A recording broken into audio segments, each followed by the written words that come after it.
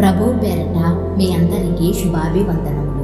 ఈరోజు మన అనుదిన వాక్య ధ్యానమైన ఎడారిలో సెలయేళ్లలోని వాక్యము.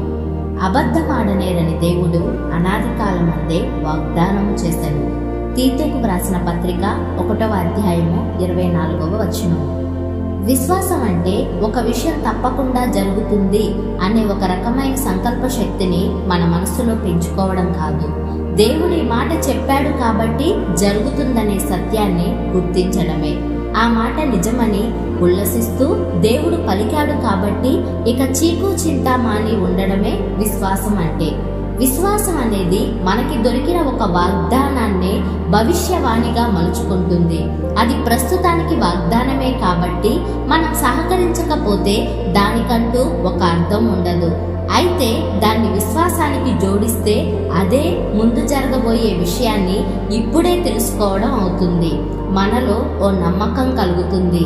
ఇది తప్పకుండా జరిగి తీరుతుంది, ఎందుకంటే దేవుడు అబద్ధమాడడు కాబట్టి. చాలా మంది ఎక్కువ విశ్వాసం ఇమ్మని దేవుణ్ణి ప్రార్థిస్తూ ఉంటారు. అయితే వాళ్ళ ప్రార్థనల్ని సూక్ష్మంగా గమనించి వాటి నిజమైన అర్థాన్ని పరిశీలిస్తే అవి నిజానికి విశ్వాసం కోసం ప్రార్థనలు కావని అర్థమవుతుంది. వాళ్ళు కేవలం తాము విశ్వసించిన దానిని ప్రత్యక్షపరచమని ప్రార్థన చేస్తుంటారు. నిజమైన విశ్వాసి ఇది నాకు మంచిని చేకూర్చేది గనుక దేవుడు నాకు ఇచ్చాడు అనడు. ఏమంటాడంటే, దేవుడు దీన్ని నాకిచ్చాడు గనుక ఇది నాకు మంచిదన్నమాట. విశ్వాసం అంటే చీకట్లో దేవునితో నడుస్తూ తన చేతిని వదలకుండా పట్టుకోమని దేవుణ్ణి ప్రార్థించడమే.